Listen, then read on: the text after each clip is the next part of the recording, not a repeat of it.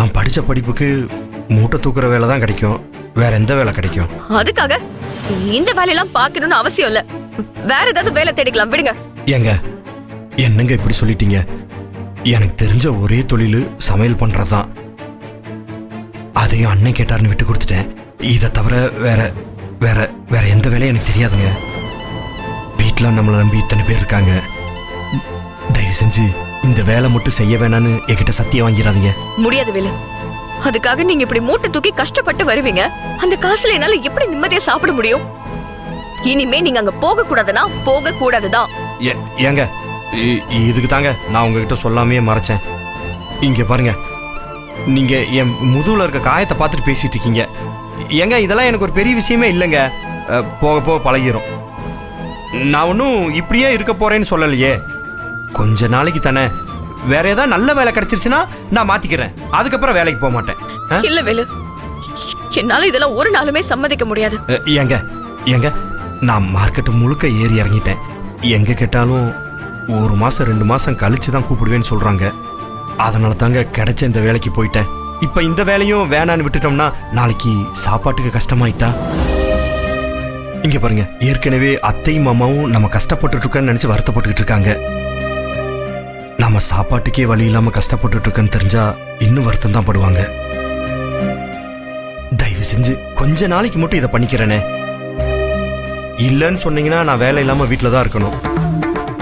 என்னால வேலை இல்லாம வீட்டில் உட்கார முடியாது. அதுவே என்னை கொஞ்சம் கொஞ்சமா கொன்றும். என் செல்வியில எனக்காக கொஞ்சம் சம்மதிங்களே. கொஞ்ச நாள் தானே. இல்ல, என்னால இதை ஏத்துக்கவே முடியாது. எனக்கு தெரியாம ஒரு நாளைக்கு போயிட்டு வந்ததே முதுகுல பாருங்க காயம். ஐயோ, இதே இன்னும் தொடர்ந்தா எனக்கு எல்லாத்தையும் விட நீங்க தான் முக்கியம்.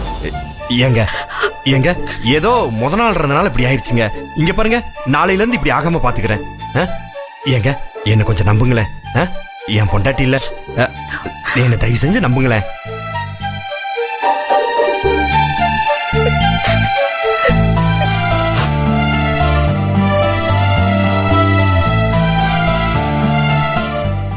இந்த கஷ்டம்லாம் வேகமா சரியாயிரும். நீங்களே உடஞ்சு போயிட்டீங்கன்னா நான் எப்படி தைரியமா இருக்கிறது சொல்லுங்க? நீங்க கொடுக்கிற தைரியத்துல தான் நான் இருக்கேன். நீங்க இப்படி கண் கலங்குனீங்கன்னா நான் உடஞ்சு போயிருவேன்.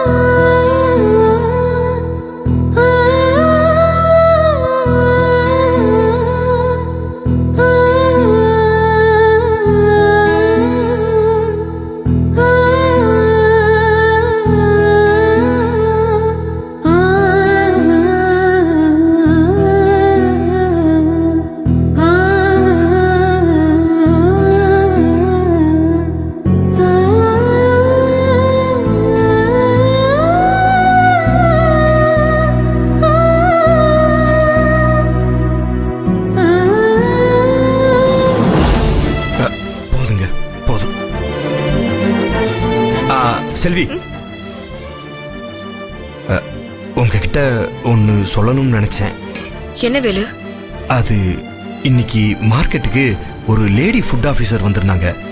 அவங்கள பார்த்ததும் மார்க்கெட்டே அலறிடுச்சுங்க. பழத்தை கல்லு வச்சு பழுக்க வைக்கிற கேங்கெல்லாம் தெரிச்சு ஓடிட்டாங்கன்னா பாருங்களேன். ஆமாங்க, அந்த ஆபீசரை பார்த்தப்போ எனக்கு கண்ணு முன்னாடி நீங்க தாங்க தெரிஞ்சீங்க. அவ்வளவு கஷ்டப்பட்டு மூட்டை தூக்குறப்ப கூட அவங்க ரூபத்துல நீங்க மட்டும் தாங்க தெரிஞ்சீங்க. அவங்கள பார்த்ததுக்கு அப்புறம் என் மனசுல ஒரு ஆசை வந்திருக்குது. அதை நிறைவேற்றுவீங்களா? என்ன ஆசை?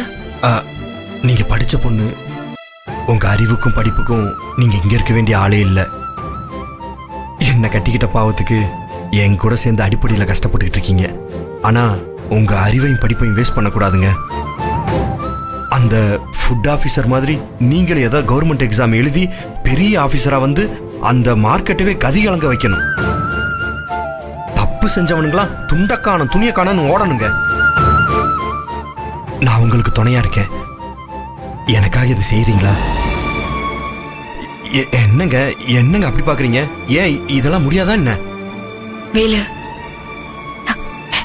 இதுதான் உங்க ஆசைனா நான் கண்டிப்பா செய்யறேன். நீங்க எனக்கு பக்கபலமா என் கூட இருக்கும்போது என்னால எதையுமே சாதிக்க முடியும். நீங்க கவர்மெண்ட் கார்ல அப்படியே அந்த சிவப்பு லைட் வச்ச கார்ல அதுல இருந்து நீங்க இறங்கி வரணுங்க. அதை நினைச்சு பார்க்கவே அப்படி புல்லரிக்குதுங்க. இதெல்லாமே உண்மையா நடந்தா எப்படி இருக்கும்?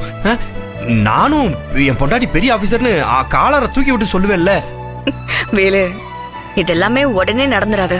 நிறைய படிக்கணும், நிறைய கஷ்டப்படணும். அப்பதான் உங்க கனவு நிறைவேறும். நீங்க எவ்வளவு வேணாலும் படிங்க. நீங்க எந்த வேலையும் செய்ய வேணாம், எல்லாத்தையும் நான் பாத்துக்கிறேன். நீங்க படிச்சா மட்டும் போதும். என் பொண்டாட்டிக்காக நான் என்ன வேணாலும் செய்யறது தயாரா இருக்கேன். சரி, உங்களோட சந்தோஷம் தான் எனக்கு முக்கியம். நீங்க சொன்ன மாதிரி நான் படிச்சு நல்ல வேலைக்கு போயிட்டேனா நீங்களும் இந்த மாதிரி கஷ்டப்பட்டு சம்பாதிக்கணுங்கிற அவசியமே இல்ல. நான் அதுக்காகவாவது நீங்க சொன்ன மாதிரியே படிச்சு நல்ல வேலைக்கு போவேன். சூப்பர் செல்வி. ஐயோ, ரொம்ப வலிக்குதா? இல்ல இல்ல, அதெல்லாம் ஒண்ணு இல்லைங்க, அதெல்லாம் ஒண்ணு இல்ல. எல்லாம் சரியா போயிருச்சு, சரியா போயிருச்சு. நீங்க இத போட்டு மனசுக்குள்ள போட்டு வருத்தப்படாதீங்க. நீங்க கவலைப்பட்டா வகுத்துல இருக்க நம்ம குழந்தையும் கஷ்டப்படும். எப்பவும் என் பொண்டாட்டி சிரிச்சிட்டு சந்தோஷமா இருக்கணும். செல்வி, அப்புறம் இன்னொரு விஷயம். நான் மூட்டை தான் தூக்குறேன்ற விஷயம் வீட்டுல யாருக்கும் சொல்ல வேணாம். இது நமக்குள்ளேயே இருக்கட்டும். சரிங்க வேலு, நான் யார்கிட்டயும் சொல்லல. கண்டிப்பாங்க.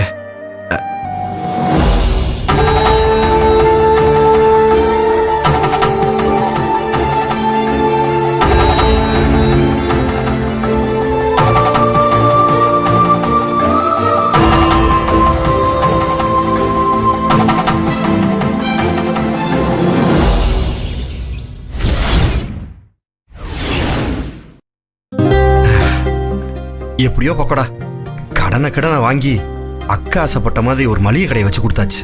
ஆமா வேலு, நடக்கிறதெல்லாம் பாக்குறப்ப இப்போதைக்கு நடக்கிற ஒரே நல்ல விஷயம் இதான். எப்படியும் அக்காவுடைய ஆசையை நிறைவேற்றியாச்சு, அது வரைக்கும் சந்தோஷம். ஆனா பரவாயில்லப்பா, எப்படியோ கடனை ஒண்ணு வாங்கி நடத்தி காட்டிட்ட. எல்லாத்துக்கும் செல்விதான்டா காரணம். அவங்க மட்டும் இல்லாட்டினா இது நடந்திருக்காது. செல்வி என் வாழ்க்கையில வந்த தேவதடா. எல்லாருக்கும் இப்படி ஒரு பொண்டாட்டி கிடைச்சா என்ன மாதிரி உருப்படாதவங்க கூட உருப்பிட்டுருவாங்க. வாழ்க்கையில ஏதாவது ஒன்று சாதிக்க வச்சிருவாங்க. அவங்க படிச்ச படிப்புக்கு அவங்க இந்நேரம் எங்கேயோ இருக்கணும். ஆனா என் கூட வந்து கஷ்டப்படுறத பாக்குறப்போ மனசுக்கு ரொம்ப சங்கடமா இருக்கு. ஆமா வேலு, இந்த காலத்துல எந்த பொண்ணு இப்படி இருக்காங்க? படிச்சு நல்ல வேலைக்கு போற பசங்களுக்கு பொண்ணு கிடைக்காம கல்யாணம் ஆகாம இருக்காங்க.